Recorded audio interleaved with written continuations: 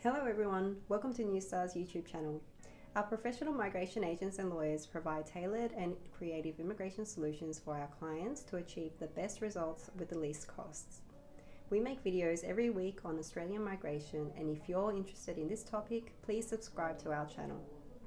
In this video, we'll be talking about the recently announced Regional New South Wales-based direct pathway.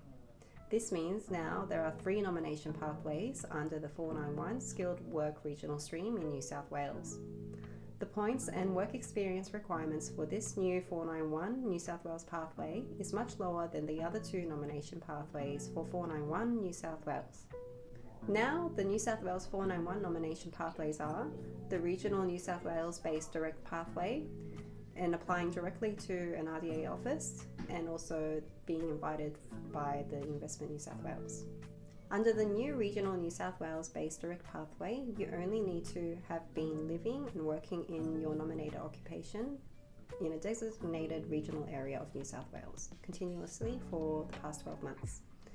Also working a minimum of 20 hours per week, also having a valid skills assessment in an occupation within a unit group that is on the New South Wales Regional Skills List, and be paid a full-time salary at $53,900 per annum excluding superannuation, and apply to the RDA office in the region that you want to live and work in for the first 3 years after being granted your visa, and provide evidence for all points claimed in your Skills Select EOI and where you reside.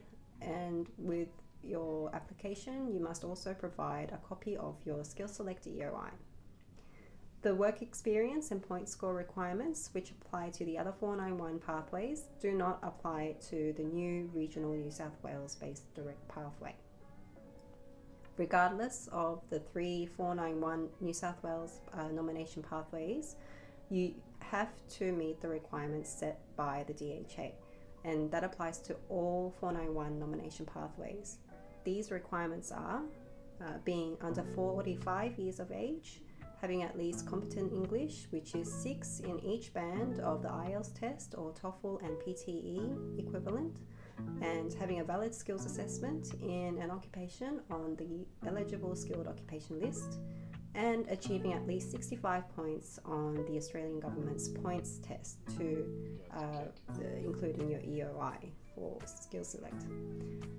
And before you apply for an expression of interest with New South Wales, you must remember the basic grounds of refusal, which applies to all 491 nomination pathways. The main ground for a refusal is when you're not eligible to obtain all the points in your EOI. So you must make sure that correct evidence for all claims in a Skills Select EOI are available. This means you're not eligible in instances where you're credentialed community language points such as CCL or NAATI credentials were claimed, but the certificate expired, making these points invalid at the time you are invited to apply by New South Wales. Professional year points claims were for a professional year that was completed unrelated to the nominated or closely related occupation. If you included any years of skilled employment before the date given on the skills assessment letter. Another basic ground for refusal is for overclaimed points. Now let's look at the situations where you could risk overclaiming points for employment. After you get your skills assessment letter, the date on the letter is from when you can claim any skilled employment. You cannot claim for years of skilled employment before this date. This particularly applies to ACS and most VET assessments. If your skills assessment letter does not display this date, you cannot claim skilled employment for the years before you obtained your qualification that is prescribed by ANZCO. To make sure you're eligible to accept your New South Wales invitation, we strongly recommend you check all the points included in your Skills Select EOI. You must have only included points for skilled employment. If you have claimed points in error, then you are not eligible to accept your New South Wales invitation, even if you get an invitation. There are no exceptions to this rule. So in this video, we talked about the new 491 nomination pathway in New South Wales called the Regional New South Wales-based direct pathway.